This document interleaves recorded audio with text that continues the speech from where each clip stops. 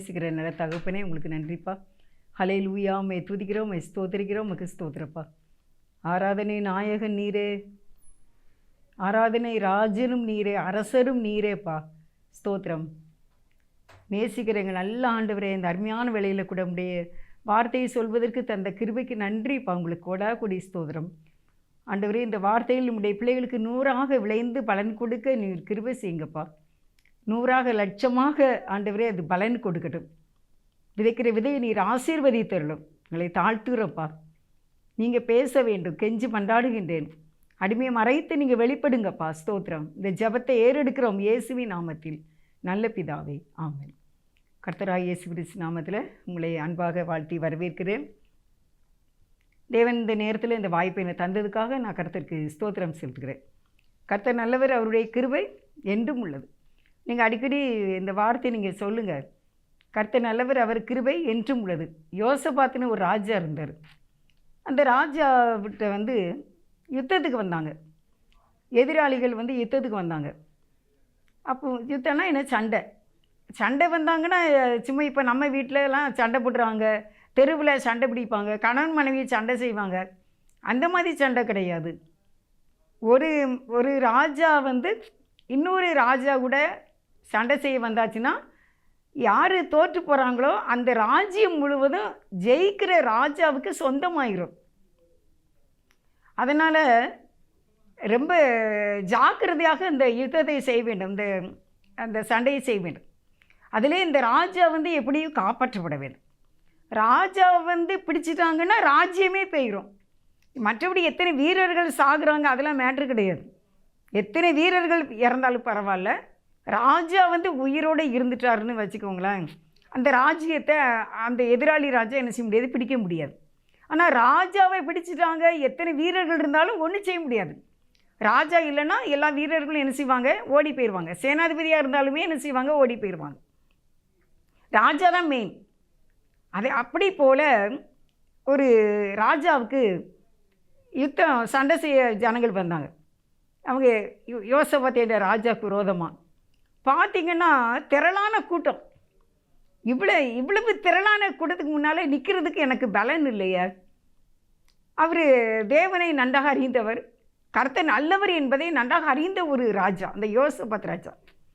அப்போ அந்த ராஜா என்ன செய்யணும்னு தெரியல. அப்போ அவருக்கு உடனே அவர் பார்த்தாரு, கொயரை ரெடி பண்ணுறார். கொயர் பாட்டு படிக்கிறவங்க, எல்லா விதமான வாத்திய கருவிகள், கொட்டு மேளம், அப்படி வீணை, வயலின் எல்லாம் எடுத்துட்டார். அக்காடின்னு சொல்லுவாங்க, அக்காடின். அது ரொம்ப இனிமையாக இருக்கும் அந்த அக்காடின். இப்படியே சார்லஸ் ஆரோன்னு ஒரு பாஸ்டர் இருந்தார், ஊழியக்காரங்க. அந்த சார்லஸ் ஆரோன் அந்த பாஸ்டர் அவர் அந்த அக்காடின் வச்சு அவர் பாட்டு படிக்கும்போது டிவியில் நான் கேட்டிருக்கேன். அப்போலாம் அப்படியே அது ரொம்ப இனிமையாக இருக்கும். அவர் படிக்கும்போது அந்த மியூசிக் அவ்வளோ ரொம்ப நல்லா இருக்கும் பார்த்துக்கோங்க. அதே போல் இந்த யோசபாத் ராஜாவும் பார்த்தாரு, நம்மளால் இந்த ஜனங்களோட சண்டை செய்ய முடியல, அவங்க திரள் கூட்டமாக இருக்காங்க. அதனால் ஃபஸ்ட்டு கொயரை நிறுத்தினார். எங்கள் ஆலயத்தில் சண்முகபுரம், தூத்துக்குடியில் பேதுரு ஆலயத்தில் 50 பேருக்கு அதிகமாக இருக்காங்க கொயரில். இன்னும் எங்கள் சர்ச்சில் பண்டிகை வந்துட்டு அப்படின்னா அதை விட கூட இருப்பாங்க. ஜென்ஸு மட்டுமே நிறையா இருப்பாங்க, 50 பேர்கிட்டக்க. அதில் நிறைய கருவிகள் வாசிக்கிறவங்க வேற இருப்பாங்க. இது லேடிஸும் சேர்ந்தாங்கன்னா நிறைய பேர் வந்துடுவாங்க. 70 பேர்கிட்டக்க தான் அந்த சர்வீஸ் நடக்கும். அது எங்கே நடக்கும் அப்படின்னா ஆசரிப்பு கூடாரம், ஜனங்கள் இருக்கிற இடம் தான் ஆசரிப்பு கூடாரம். அடுத்து கொயர் இருப்பாங்க, அந்த இடம் பரிசுத்த ஸ்தலம். அதுக்கு அடுத்தாக்கில் நம்முடைய பாஸ்டர் நிற்பாங்க, ஐயா குருவானவர். அவங்க நிற்கிற இடம் மகா பரிசுத்த ஸ்தலம். அப்படி தான் தேவன் ஆலயத்தை கட்டும்போது மோசைக்கு காண்பித்த மாதிரி அதுதான். ஃபஸ்ட்டு ஆசரிப்பு கூடாரம், ஜனங்கள் இருக்கிற இடம். அடுத்து கொயர்லாம் இருக்கிற இடம் பரிசுத்த ஸ்தலம். அவங்க என்ன செய்வாங்க, கொயர் ட்ரெஸ்ஸு போட்டு வெள்ளை அங்கே தரித்தவர்களாக அவர்கள் அங்கே இருப்பார்கள். குருவானவர் எல்லாருமே அவங்க ஒயிட்டில் இருப்பாங்க. அது பரிசுத்த ஸ்தலம். அதுக்கு பிறகு ஃபாதர் நிற்கிற, நம்ம ஐயா நிற்கிற இடம், குருவானவர் நிற்கிற இடம் மகா பரிசுத்த ஸ்தலம். இப்படி ஸ்டெப் பை ஸ்டெப்பாக அது இருக்கும். அதே போல் இந்த யோசபாத் ராஜா என்ன செய்தார், பலவிதமான வாத்திய கருவிகளோடு கூட அவர் கொயரை நிப்பாட்டிட்டார். அந்த கொயர் வந்து என்ன சொன்னாங்க, என்ன படித்தாங்க அப்படின்னா, கர்த்தர் நல்லவர், அவர் கிருபை என்றும் உள்ளது என்று பாடி துதி செய்ய தொடங்கினாங்க. அவங்க எல்லா விதமான வாத்திய கருவிகள், அந்த காலத்தில் எத்தனை விதமான கருவிகள், சுரமண்டலம், அப்படியான எத்தனையோ கருவிகள், தம்புரு, வீணை, கொட்டு, மேளம், தபோலா, இன்னும் இந்த ட்ரம் செட்டு, இந்த மாதிரி எத்தனை விதமான கருவிகள் ராஜ அரண்மனையில் இருந்திருக்கும். இவ்வளத்தையும் வச்சுக்கிட்டு அந்த ராஜா தன்னுடைய ராஜ உடையில் அந்த பல்லக்கில் அவர் உட்கார்ந்துருக்காரு. அப்போ இந்த கொயர் என்ன பாடுனாங்க அப்படின்னா, கர்த்தர் நல்லவர், அவர் கிருபை என்றும் உள்ளதுன்னு தான் பாடுனாங்க. துதி செய்ய தொடங்கியதும் எதிரிகள் தங்களுக்குள் வெட்டுண்டு மடிய செய்தீர். துதி செய்ய தொடங்கியதும் எதிரிகள் தங்களுக்குள் வெட்டுண்டு மடிய செய்தீர். உம்மாலாகும் எல்லாம் ஆகும், உம்மாலாகும் எல்லாம் ஆகும். துதி செய்ய தொடங்கியதும் அந்த எதிரிகள் என்ன செய்தாங்க, இவங்க பாட்டு படிக்க ஆரம்பித்தாங்களா, அப்போ பார்த்து அந்த எதிரிகளுக்குள்ளே என்ன நடந்துச்சுன்னே தெரியல. அவங்களே ஒருவரை ஒருவர் வெட்டி அவங்க செத்து போயிட்டாங்கங்க. பைபிளில் இருக்குது. அவங்களே என்ன செய்தாங்க, ஒருத்தர் ஒருத்தர் வெட்டி அவங்க செத்து ஓடியே போயிட்டாங்க. இந்த யோசபாத் ராஜா அந்த நாட்டை சுதந்திரித்து கொண்டார். கொயர் வச்சு தான், பாடகர். உம்மால் ஆகும் எல்லாம் ஆகும். அவ்வளோ பெரிய ஆண்டவர் நம்ம ஆண்டவர் தான், நம்ம ஏசப்பா தான். அல்லேலுயா அல்லேலுயா. உங்களுக்கும் இன்றைக்கி நீங்கள் பாட்டு பிடிங்க. ஒரு நெருக்கம் இருக்கா, பாட்டு பிடிங்க. ஒரு துன்பம் வருதா, ஒரு பாட்டு புத்தகத்தை எடுத்து ஒரு 10 பாட்டு படிங்க. அப்பொழுது நீங்கள் பாட ஆரம்பிக்கும் பொழுது, நீங்கள் கர்த்தருக்கு ஆராதனை செலுத்தும் போதே சத்துரு வீழ்ந்து போவான்.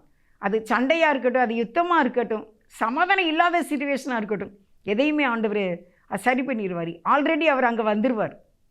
அதான் ஆராதனை செய்ய தொடங்கும் போது, நீங்கள் தன்னால் உட்காந்து பாட்டு பிடிக்க தொடங்கும்போது ஆல்ரெடி தேவன் அங்கே வந்துடுவார். அதனால் சமாதானம், அமைதி, வெற்றியும் நமக்கு உண்டாகும். இனிமேதான் நான் செய்திக்குள்ளே வரப்போகிறேன். முன்னுரையாக இன்ட்ரோடக்ஷன் சொல்லியிருக்கேன். அடுத்து வந்து செய்தியின் தலைப்பு என்ன அப்படின்னா, தன் சிலுவையை எடுத்துக்கொண்டு. தன் சிலுவையை எடுத்துக்கொண்டு என்ற தலைப்பின் கீழாக உங்களுக்கு கர்த்தருடைய வார்த்தை. மத்தேயு 16வது அதிகாரம் 24வது வசனத்தில், அப்பொழுது இயேசு தம்முடைய சீஷர்களை நோக்கி, ஒருவன் என்னை பின்பற்றி வர விரும்பினால் அவன் தன்னைத்தான் வெறுத்து தன் சிலுவையை எடுத்துக்கொண்டு என்னை பின்பற்ற கடவன். இயேசுப்பா சொன்ன ஒரு வார்த்தை பைபிளில் இருக்குது. ஒருவன் என்னை பின்பற்ற விரும்பினால், இயேசு தம்முடைய சீஷர்களை நோக்கி சொல்கிறார், நீ என் பின்னால் வரணுமா, எனக்குள்ளே எல்லாவற்றையும் நீ அனுபவிக்கணுமா, என்னோட கூட நீ சிங்காசனத்தில் உட்கார வேண்டுமா, உனக்கு சமாதானம் தர வேண்டுமா, எல்லாவற்றுக்கும் காரணம் நீ உன்னுடைய சிலுவையை எடுத்துக்கொள்ள வேண்டும். நீ உன்னைத்தானே வெறுத்து உன் சிலுவையை எடுத்துக்கொண்டு என்னை பின்பற்றி வர கடவன் என்று ஆண்டவர் சொன்னார். இயேசப்பா சொன்ன வார்த்தை இது. இன்றைக்கி முதல் பாயிண்ட் என்ன அப்படின்னா, தன்னைத்தான் வெறுக்க வேண்டும். தன்னைத்தானே வெறுக்க வேண்டதை சுய ஒருத்தல் அப்படிம்பாங்க. ஒருத்தல் முயற்சி. நம்ம நினச்சது எல்லாம் கிடைக்கணும் அப்படின்னு நினைக்கக்கூடாது. நமக்கு இதை சண்டை செய்யணும் அப்படின்னு நினைக்கிறோமா, அந்த மாதிரி சண்டை செய்யக்கூடாது. பொறுமையாக இருக்க வேண்டும். 4 கேள்வி கேட்கணும் அப்படின்னு நம்ம நினைக்கிறோம் ஒருத்தங்களை, அதை கேட்கக்கூடாது. இப்போமே 2ல் 1 பார்த்துடணும்னு நினைக்கிறோம், அதெல்லாம் நம்ம செய்யக்கூடாது. சில தேவையில்லாத சில பொருளுக்காக நம்ம ரொம்ப ஆசைப்படுறோம், அதை வாங்கக்கூடாது. அனாவசியமான ஒரு காரியத்தை நம்ம போகக்கூடாதுன்னு நினைக்கிறோம், ஆனால் தேவையில்லாமல் அங்கே போகக்கூடாது. இதிலெல்லாம் நீ தலையிடவே கூடாதுன்னு ஆர்டர் சொல்கிறாரு, நம்ம போய் தலையிடக்கூடாது. இதுதான் தன்னைத்தானே வெறுக்க வேண்டும். தன்னைத்தான் என்பது நான் நினைக்கிற ஒன்று, தேவனுக்கு பிடிக்காத, மனிதர்களுக்கு பிடிக்காத, குடும்பத்துக்கு பிடிக்காத ஒரு காரியத்தை செய்யாமல் இருப்பதுக்கு பேர் தான் தன்னைத்தானே வெறுப்பது. எப்படி குப்பையை நம்ம வெறுத்து வெளியே தள்ளி விடுறோம். சில சமயத்தில் நம்ம வீட்டுக்குள்ளே ஒரு மிச்சர், ஏதோ ஒரு ஸ்வீட்டு கீழே விழுதுன்னு வச்சுக்கோங்க, நம்ம கவனிச்சிருக்க மாட்டோம். ஆனால் கொஞ்சம் பொறுத்து நீங்கள் திடீர்னு பார்த்தீங்கன்னா, நூற்றுக்கணக்கான எறும்புகள் ஒரு இவ்வளங்கான ஒரு மிச்சர் துண்டாக இருக்கட்டுமே, அதுக்கு 100 எறும்புகள் வந்து அதை சாப்பிட்றதுக்கு இருப்பாங்க. என்னடா தரையில் இப்போ தான் நான் தரையை கூட்டணும் வீட்டை, என்ன இதில் இப்படி கருப்பாக இருக்க என்னது அப்படி விழுந்துட்டுன்னு பார்த்தீங்கன்னா, நூற்றுக்கணக்கான எறும்புகள் அந்த இவ்வளாண்டு மிச்சம் இருக்காண்டி அங்கே இருப்பாங்க. அதை நம்ம என்ன செய்வோம்? நான் என்ன செய்வேன்னா, ஒரு பேப்பரை எடுத்து கிழித்து அதை லேசாக தண்ணியில் நனைச்சிட்டு அப்படியே அதை எடுத்து அப்படியே சேர்த்து பிடிஞ்சு கொண்டு அப்படியே அந்த இதோட பேப்பரோடு கொண்டு டஸ்ட்பினில் போட்டுருவோம். அதுக்கப்புறம் நம்ம அதை பெருக்கி நம்ம என்ன செய்வோம்? சுத்தம் செய்வோம். அதை வெறுக்கிறோம். அது எங்கேயோ போயிட்டு அந்த இடத்துல இப்போ இல்லை. அதே போல் நமக்குள்ள தேவனுக்கு பிடிக்காத, நம்ம குடும்பத்துக்குள்ளேயே பிடிக்காத சில காரியங்கள், தேவையில்லாத சில மனதில் உள்ள சில காரியங்கள், யோசனைகள், அதெல்லாம் நம்ம என்ன செய்யணும்? கெட்டி டஸ்ட்பினில் போட்டுரும். அதுதான் தன்னைத்தானே வெறுப்பது. ரொம்ப ஆசைப்படுற ஒன்று. ஒரு சகோதரியை நான் பார்த்தேன். அந்த சகோதரி வாயில் எப்பவும் அப்படியே பாக்கு அந்த என்ன பான்பரா பார்க்காமா அதை அப்படி எப்பவும் அதை வச்சுக்கிட்டே தான் இருப்பாங்க அவங்க. ஆனால் இனிமையாக பேசுவாங்க, ஸ்வீட்டாக பேசுவாங்க, ரொம்ப மரியாதையாக பேசுவாங்க, அன்பாக பேசுவாங்க. ஆனால் எப்பவும் அதை யூஸ் பண்ண மாதிரி இருப்பாங்க. அவங்ககிட்ட பேசுகிறதுக்கு நமக்கு மனசு வருமா? அதை அவங்களால வெறுக்க முடியல. வெறுக்க வேண்டும். அப்படி போல் நம்மகிட்ட உள்ள சில காரியங்கள், மனதில் வைராக்கியங்கள், கோபங்கள், எரிச்சல்கள், என அன்பு செலுத்த முடியாத காரியங்கள், மன்னிக்க முடியாத காரியங்கள், இதெல்லாம் நம்ம எஃப்ஐஆர் மாதிரி கேஸ் போட்டு ஒரு ஓரத்தில் வச்சுருப்போம். அதெல்லாம் நம்ம இன்றைக்கி என்ன செய்யணும்னா, எப்படி நான் சொன்னேன்ல, ஒரு எறும்பு கூட்டத்தை ஒரு துணியை வச்சு, ஒரு பேப்பரை வச்சு அப்படியே எடுத்து துணியோட அந்த பேப்பரோட டஸ்ட்பினில் போட்டுருவோம், இல்லை வெளியே குப்பையில் போட்டுருவோம்ல. அதே போல் மனிதன் தன்னைத்தானே வெறுக்க வேண்டும். தேவன் நமக்கு எல்லாமே தருவார். அந்த நாங்கிறதான சில பேருக்கு அந்த அகம்பாவம் இருக்கும். நாங்கிற அகம்பாவம் அதெல்லாம் கர்த்தருக்கு பிடிக்காது. மனமேட்டிமையாக இருக்கக்கூடாது. கர்த்தருக்கு முன்பாக தாழ்மைப்படுங்கள், அப்பொழுது அவர் உங்களை உயர்த்துவார். நம்ம வாழ்க்கை பயணத்தில் எனக்கு என்னமோ அப்படி கற்றுக்கொண்டுக்கிட்டே வர வேண்டும். சொல்லுவாங்க, கற்றது கையளவு கல்லாதது உலகளவு. நம்ம நிறைய கற்றுக்கிட்டோம், நமக்கு நிறைய தெரிஞ்சுக்கிட்டுன்னு நம்ம ஒரு நாள் நினைக்க முடியாது. நான் கற்றது கையளவு தான். கையளவு கற்றுக்கொள்ளாதது கூட இருக்க தான் செய்யுது எனக்கெலாம்.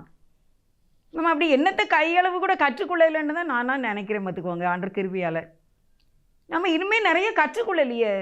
இவ்வளோ வயசு ஆகி இன்னுமே இதில் இப்படி இருக்கணுமோ, இதை இப்படி செய்திருக்கணுமோ, இதை நம்ம இப்படி செய்யாமல் விட்டுட்டோமே, இதை நம்ம ஞானமாக இருந்திருக்கலாமே அப்படின்னு சொல்லிட்டு எத்தனை காரியங்களை நம்ம மிஸ் பண்ணிட்டோன்ட்டு நம்ம கவலைப்படுறோம். அப்போ என்னத்தை நம்ம கற்றுக்கிட்டோம், என்னத்தை நம்ம பெருமை பாராட்டுறதுக்கு இருக்குது? இல்லை, இன்னும் நம்ம கற்றுக்கொள்ள வேண்டியது இன்னும் அதிகமாக இருக்கின்றது.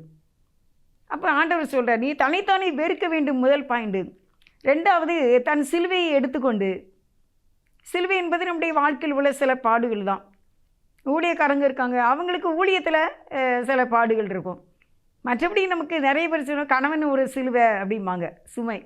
மனைவி ஒரு சிலுவை தான், பிள்ளைகள் ஒரு சிலுவை தான், பண கஷ்டம் ஒரு சிலுவை தான், என்ன அடுத்த வீட்டுக்காரன் சண்டை போட்டுக்கிட்டே இருக்கான், அது ஒரு சிலுவை தான். ஏதோ ஒன்று அதை நீ சிலுவையாக எடுத்துக்கொண்டு எனக்கு பின்னாலே வர வேண்டும் என்று ஆண்டவர் சொல்லுகின்றார். தன் சிலுவையை எடுத்துக்கொண்டு, உனக்குள்ள சிலுவை நீ எடு. இன்னொருத்த சிலுவை நம்ம எடுக்க முடியாது, எடுக்கவும் வேண்டாம், அது நமக்கு சுமக்க முடியாது. அவனவன் தன் சிலுவையை எடுத்துக்கொண்டு அடுத்து சொல்கிற ஆண்டவர், என்னை பின்பற்ற கடவர். இயேசுவை நீ பின்பற்றனா நீ சிலுவையை சுமந்து தான் வர வேண்டும். ஏனென்றால் இயேசு அவருடைய சிலுவையை சுமந்தார். எனக்கு அது ரொம்ப பிடிக்கும். பார்த்துக்கோங்க, மத்தேயு 10வது அதிகாரம் 38வது வசனத்தில், தன் சிலுவையை எடுத்துக்கொண்டு என்னை பின்பற்றாதவன் எனக்கு பாத்திரன் அல்ல. தன் சிலுவையை எடுத்துக்கொண்டு என்னை பின்பற்றவில்லை என்றால் நீ எனக்கு பாத்திரன் அல்ல, எனக்கு பிடிக்காது. உன்னோட சிலுவையை நீ எடுத்துக்கிட்டு என் பின்னால் வா, அந்த சிலுவையை சுமக்க, அதிலிருந்து விடுதலையை கொடுக்க, அந்த சிலுவை தான் உனக்கு சிங்காசனம் ஆக்குவேன் என்று ஆண்டவருடைய வேதம் சொல்லுகிறது. சிலுவை இல்லாமல் சிங்காசனத்துக்கு என்ன செய்ய முடியாது, போக முடியாது. பாடுகளின் வழியாக தான் நம்ம பரலோக ராஜ்யம் செல்கிறோம். அப்போ நீ தன் சிலுவையை எடுத்துக்கொண்டு என்னை பின்பற்றாதவன் எனக்கு பாத்திரன் அல்ல. இப்போ இயேசுவை நம்ம பின்தொடர வேண்டும். தன்னை வெறுக்க வேண்டும், சிலுவையை எடுக்க வேண்டும், இயேசுவை பின்தொடர வேண்டும். அப்படியானால் இந்த வாழ்க்கை பயணத்தில் அந்த கஷ்டங்கள் வந்தாலும் இந்த கஷ்டம் பெர்மனெண்ட்டாக இருக்காமல் கடந்து போக தேவன் உதவி செய்வார். சரியா? மார்க் 8வது அதிகாரம் 34வது வசனத்தில் உங்களுக்கு ஒன்று வாசிக்கிறேன். பின்பு அவர் ஜனங்களையும் தம்முடைய சீசர்களையும் தம்மிடத்தில் அழைத்து, ஒருவன் என் பின்னே வர விரும்பினால் அவன் தன்னைத்தான் வெறுத்து தன் சிலுவையை எடுத்துக்கொண்டு என்னை பின்பற்ற கடவுள். மார்க் 10வது அதிகாரம் 20வது வசனம் உங்களுக்கு வாசிக்கிறேன். மார்க் 10:20. அதற்கு அவன், போதகரே, இவைகளையெல்லாம் என் சிறுவயது முதற்கொண்டு கை கொண்டு வருகிறேன் என்றான். அதுக்கு என்ன சொன்னார் 19லன்னா, நீ ஒரு தகப்பனை தாயே கனம் பண்ணணும் அப்படின்னு. இவன் கேட்குறான், நான் பரவ ராஜ்யத்துக்கு வரணுன்னா என்ன செய்யணும்னு. அப்போ ஆண்டவர் வந்து இந்த 10 கமாண்ட்மெண்ட்ஸை சொல்கிறார். அப்போ அவன், நான் சின்ன பிள்ளையிலேருந்து இதெல்லாம் கை கொண்டு வரேன் அப்படின்னு சொல்கிறான் பார்த்துக்கோங்க. அப்போ 20ல் தான் சொல்கிறான், நான் சின்ன வயசுலேருந்தே நான் கை கொண்டு வரேன். அப்போ 21ல் ஆண்டவர் சொல்கிறாரு. மார்க்கு 10வது அதிகாரம் 21. இயேசு அவனை பார்த்து அவனிடத்தில் அன்பு கூர்ந்து, உன்னிடத்தில் ஒரு குறைவு உண்டு, நீ போய் உனக்கு உண்டானவைகளை எல்லாம் விற்று தரித்திரருக்கு கொடு, அப்பொழுது பரலோகத்திலே உனக்கு பொக்கிஷம் உண்டாயிருக்கும், பின்பு சிலுவையை எடுத்துக்கொண்டு என்னை பின்பற்றி வா என்றார். அவன் எல்லாமே நான் சின்ன பிள்ளையிலே கை கொண்டு வரேன்னு சொல்லும்போது ஆண்டவர் அவன் மேலே ரொம்ப பாசமாக இருக்கார். பரவாயில்லையே, நல்ல பையனாக இருக்கானே அப்படின்ட்டு. அப்போ சொல்ல, நிறைய உன்னை பணம் இருக்கலாம், அதை வந்து நீ விற்று ஏழைகளுக்கு கொடுத்துட்டு என்னை பின்பற்றி வா அப்படின்னு சொல்கிறார். அவன் 22வது வசனத்தில் என்னென்னா, அவன் ரொம்ப ஆஸ்தி உள்ளவனாக இருந்ததுனால, நிறைய பெரிய பணக்காரனாக இருந்ததுனால அவன் வந்து துக்கத்தோடய போய்விட்டான். அவனுக்கு அது முடியல. அப்போ 24ல் வந்து சீசர்கள் அவருடைய வார்த்தைகளை குறித்து ஆச்சரியப்பட்டார். இயேசு பின்னும் அவர்களை நோக்கி, பிள்ளைகளே, ஐஸ்வர்யத்தின் மேல் நம்பிக்கையாக இருக்கிறவர்கள் தேவனுடைய ராஜ்யத்தில் பிரவேசிக்கிறது எவ்வளவு அரிதாக இருக்கிறது. 25, ஐஸ்வர்யவான் தேவனுடைய ராஜ்யத்தில் பிரவேசிப்பதை பார்க்கிலும் ஒட்டகமானது ஊசியின் காதிலே நுழைவது எளிதாக இருக்கும் என்றார். அப்போ இந்த 24வது வசனத்தில், நான் என்னடா இவ்வளோ ஐஸ்வர்யத்தை வச்சுருக்கானே, அவனை விற்றுட்டு வர சொல்கிறாரு ஆண்டவர். இவன் மனசில் முடியாதுன்ட்டு துக்கத்தோடு போயிட்டான். ஆனால் ஆண்டவர், நான் பரலோக ராஜ்யத்தை உன்னை கொடுக்குறேங்கிறாரு. அப்போ இவன் இப்படி போயிட்டானே, அப்போ இது என்ன, இதனுடைய சீக்ரெட் என்ன அப்படின்னு பார்த்தாச்சுன்னா, அவன் வந்து தன்னுடைய ஐஸ்வர்யத்தின் மேலே அவனுக்கு ஒரு நம்பிக்கை இருந்துச்சு. சரி, இந்த ஐஸ்வர்யம் வந்து என்ன காப்பாற்றும், இந்த ஐஸ்வர்யம், இந்த பணம் வந்து, இந்த செல்வம், இந்த வீடு, இந்த சொத்து, இந்த நான் வச்சுருக்கிற நகைகள், என்னுடைய எல்லா ஐஸ்வர்யமும், அந்த எல்லா பணமும் லக்ஸுரிஸான வாழ்க்கை, அது வந்து என்னை எப்படியாவது காப்பாற்றும் அப்படின்ட்டு அது மேலே ஒரு நம்பிக்கை இருந்தான். ஆனால் அப்படி இல்லை, கடவுள் மேலே தான் நம்ம நம்பிக்கையாக இருக்கணும்.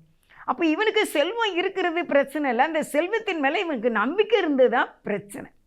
அதை தான் தேவன் கண்டார். இவனுடைய இருதயத்தில் வந்து இவன் எல்லாவற்றையும் கை கொள்ளுகிறான். ஆனாலும் இவனுடைய ஹோப்பு வந்து எதில் இருந்துச்சு அப்படின்னா, தன்னுடைய செல்வத்தின் மேலே.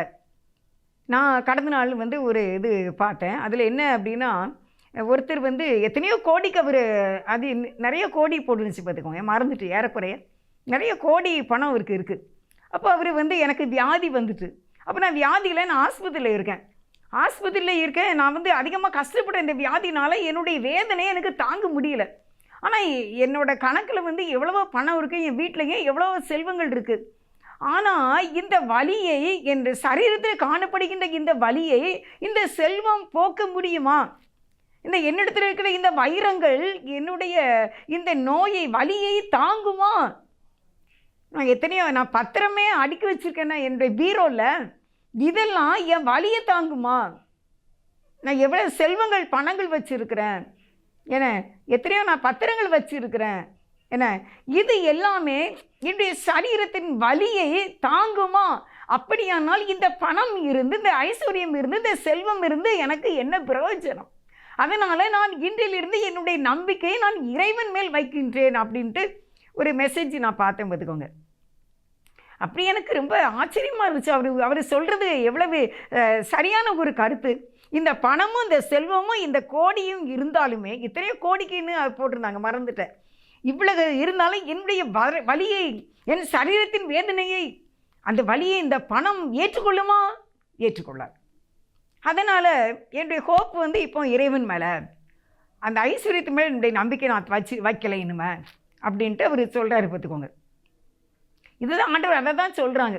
இவன் நம்பிக்கையெல்லாம் அந்த பணத்து மேலே இருக்குது. அதனால் ஐஸ்வர்யவான்களாக இருந்தாலும் பணத்தின் மேலே நம்பிக்கை வைக்கக்கூடாது.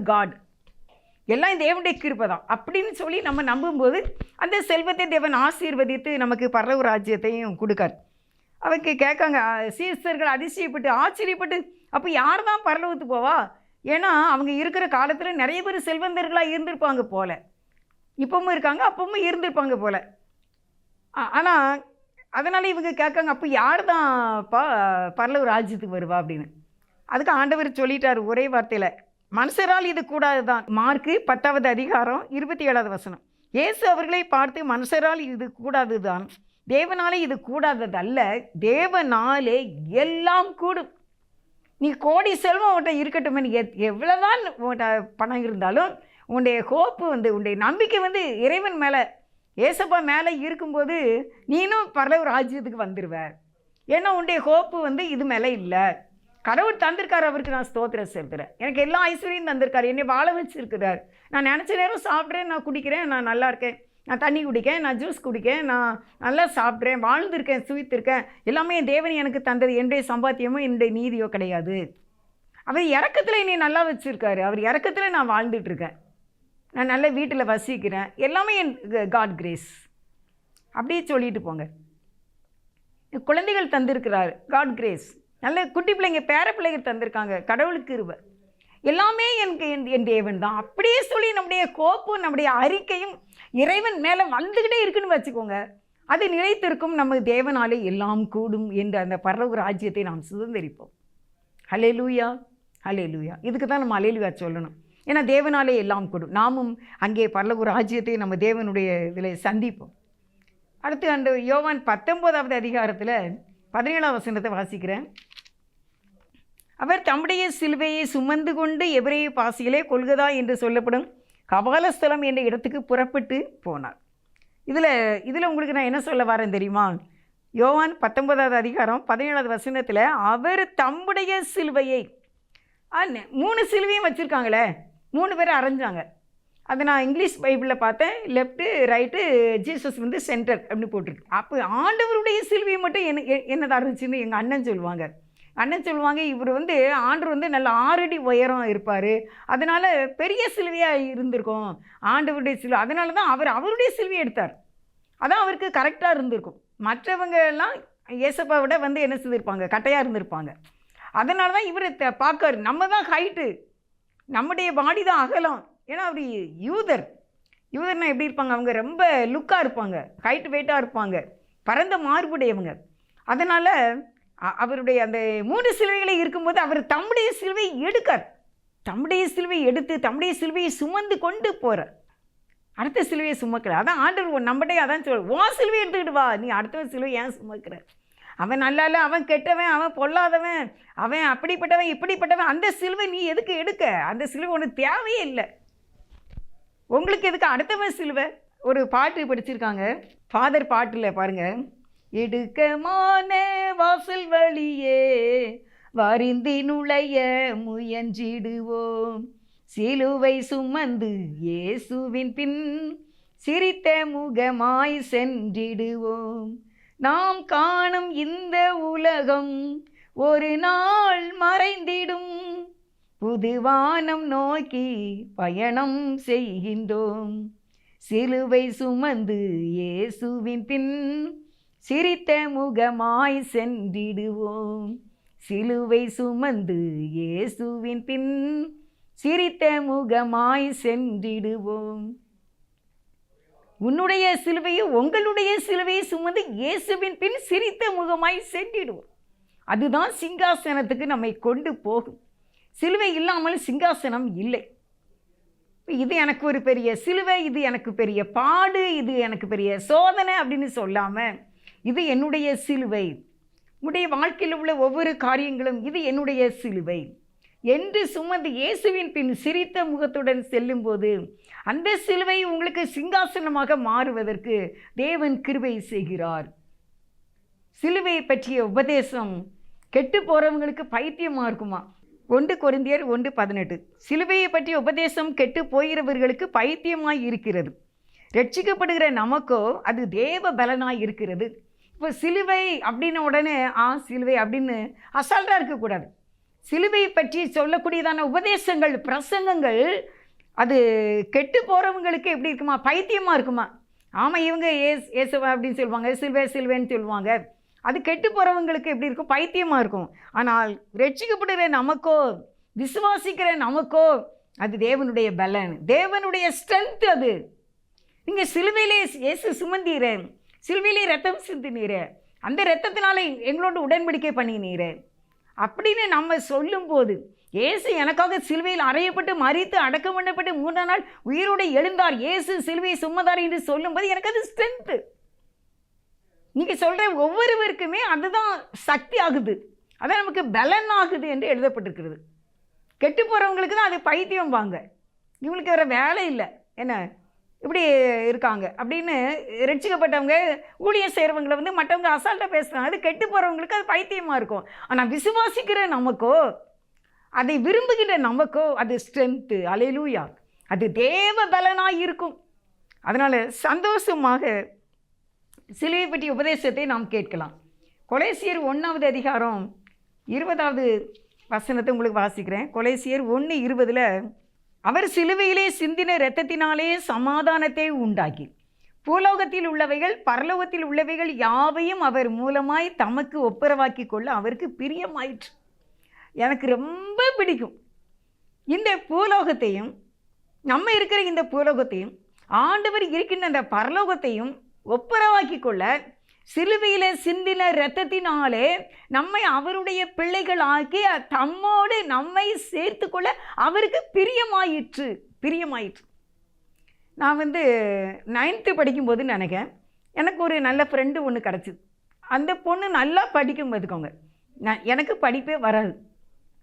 ஆனால் அந்த பொண்ணு மேலே நான் பிரியமாக இருப்பேன். அவங்க வந்து டே ஸ்காலர், நான் வந்து அது ஹாஸ்டலில் இருந்தேன். நான் ஸ்கூலுக்கு நாங்கள் சீக்கிரம் போயிடுவோம்ல, ஹாஸ்டலில் இருக்கிறவங்க ஸ்கூலுக்குள்ளே தான் ஹாஸ்டலும். அப்போ நான் சீக்கிரம் போனோடனே அந்த பொண்ணு வந்திருக்கா அப்படின்னு தான் நான் பார்ப்பேன். அப்போலாம் இப்படி பேக்லாம் கிடையாது பார்த்துக்கோங்க, எல்லாருமே கையில் தான் புக்கு, எல்லாம் லாங் நோட்டு, ஜாமெட்ரி பாக்ஸு எல்லாத்தையும் கையில் தான் கொண்டு போகணும். அப்போ நான் எல்லோரும் பெஞ்சு மேலே அதை வச்சுருப்பாங்க, டெஸ்க்கு மேலே. அப்போ நான் போன உடனே அந்த என்னோடய ஃப்ரெண்டு இருக்காளான்னு தான் நான் ஃபஸ்ட்டு பார்ப்பேன். எனக்கு வரல அப்படின்னா இன்றைக்கி லீவாக இருக்குமோ அப்படின்ட்டு எனக்கு கஷ்டமாக இருக்கும் பார்த்துக்கோங்க மனசுக்கு. ஆனால் கிளாஸு தொடங்குறதுக்குள்ளே வந்துட்டாலும் எனக்கு அன்றைக்கி ரொம்ப சந்தோஷமாக இருக்கும். ஆனால் அந்த ஃப்ரெண்டுகிட்ட நான் ரொம்ப பிரியமாக இருக்க ஆசைப்பட்டேன். என்னுடைய வாழ்க்கையிலேயே நான் ரொம்ப பிரியமாக இருக்குன்னு நினச்சேன். அந்த பொண்ணு ஒரு நாள் எனக்கு கணக்குல என்னை எழுப்பிவிட்டாங்க, கணக்குக்கு. அது கணக்கு வந்து நமக்கு வராது, எனக்கு கணக்கு பதில் சொல்ல தெரியல, ஆன்சர் பண்ண தெரியல. உடனே அந்த டீச்சர் ரொம்ப ஏசிட்டு நீ உட்கார வச்சுட்டாங்க. நம்ம கிளாஸ் முடிஞ்சு நாங்கள் இன்டர்வலுக்கு மதிய உணவுக்கு நாங்கள் வெளியே வரும்போது நான் மாடியிலேருந்து கீழே வரணும் பார்த்துக்கோங்க. அப்போ நான் மாடியிலேருந்து இறங்கும்போது நான் அந்த பொண்ணு மேலே போய் கையை போடுறேன். 9th தான் இருக்குன்னு நினைக்கிறேன், 9th எனக்கு ஞாபகம் இல்லை, 10th தெரியல.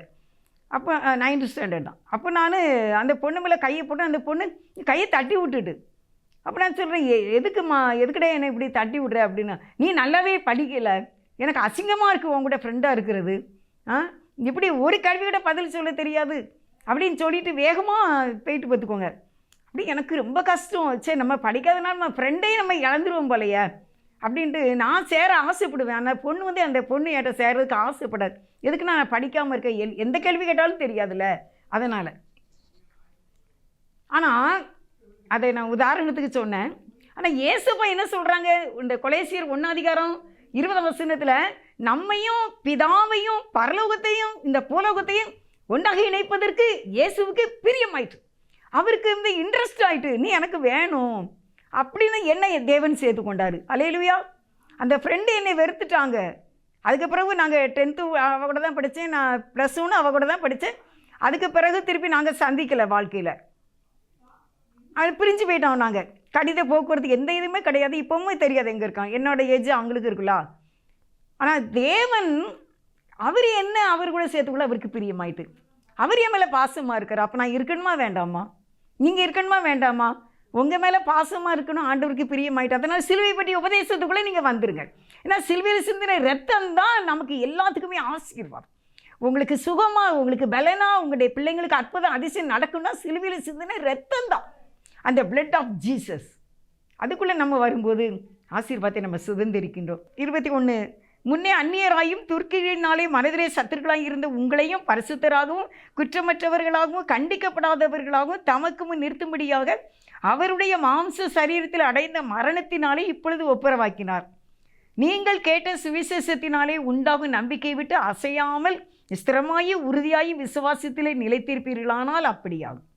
இந்த ஃப்ரெண்ட்ஷிப்பு இயேசுவோடு கூட ஒப்புரவாகக்கூடிய இந்த பிரியமாயிற்று என்ற பிதாவினுடைய சத்தமானது நீங்கள் நிலைத்திருப்பீர்களானால், இந்த உபதேசத்திலேயே நீங்கள் நிலைத்திருப்பீர்களானால் அது அப்படியாகும்.